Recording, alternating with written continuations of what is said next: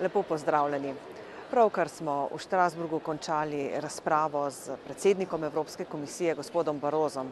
To je bila tako imenovana ura vprašanj in prva polovica te ure je bila namenjena predvsem vprašanjem o finančno-gospodarski krizi, v drugi polovici pa smo se osredotočili na inovacije in energetiko. Tu nas je najbolj zanimalo seveda, kakšna je Barrosova vizija o prehodu v nizkoogljično družbo in tudi o tem, kakšne so njegove prioritete. Tu je bil precej jasen, da je na prvem mestu uresničenje notranjega trga na področju elektrike in plina, potem pa zelo pomembno vlogo zavzemata tudi izboljšanje učinkovite rabe energije in povišanje deleža obnovljivih virov energije. Tudi sama sem sodelovala v razpravi. Kaj me je zanimalo? Trenutno imamo v Evropski uniji v zakonodaji cilj, da moramo do leta 2020 svoje izpuste znižati za 20%.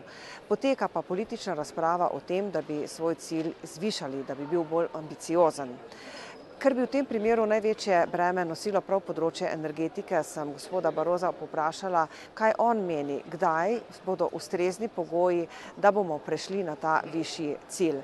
Predvsem mi je odgovoril, da mora v tem primeru tudi mednarodna skupnost, ostale razvite države sprejeti podobne zaveze, kot jih imamo sedaj v Evropski uniji, da pa znotraj unije vidi predvsem veliko zalogo, kjer še lahko ukrepamo pri učinkoviti rabi energije.